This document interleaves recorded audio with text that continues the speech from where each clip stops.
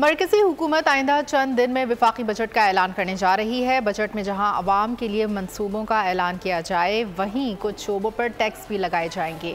किसान इत्तेहाद के चेयरमैन खालिद हुसैन बाट हमारे नुमाइंदे मलिक सईद अवान के साथ मौजूद हैं। उनसे जानते हैं कि किसान इत्तेहाद के बजट के हवाले से क्या मुतालबात हैं। जी मलिक सईद, बताइएगा क्या मुतालबात हैं किसानों के?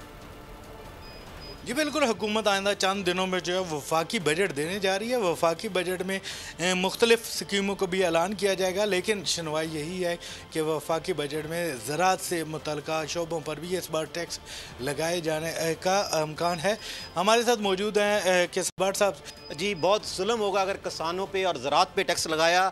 आपको पता है कि हर साल ज़राअत पे हमें हर साल जो फसल आती है उस पर नुकसान होता है, तो टैक्स किस चीज़ का होता है? वो प्रॉफिट पे टैक्स होता है। हम तो हर साल किसान दिन ब दिन लॉस में जा रहा है, तो लॉस वाली चीज़ों का किस चीज़ का टैक्स है? अगर ज़राअत पर टैक्स किया तो हम उसकी भरपूर मज़ामत करेंगे। ज़राई आलात के हवाले से अगर टैक्स लगाया जाता है तो इंतहाई ज़्यादती होगी इस मुल्क के साथ।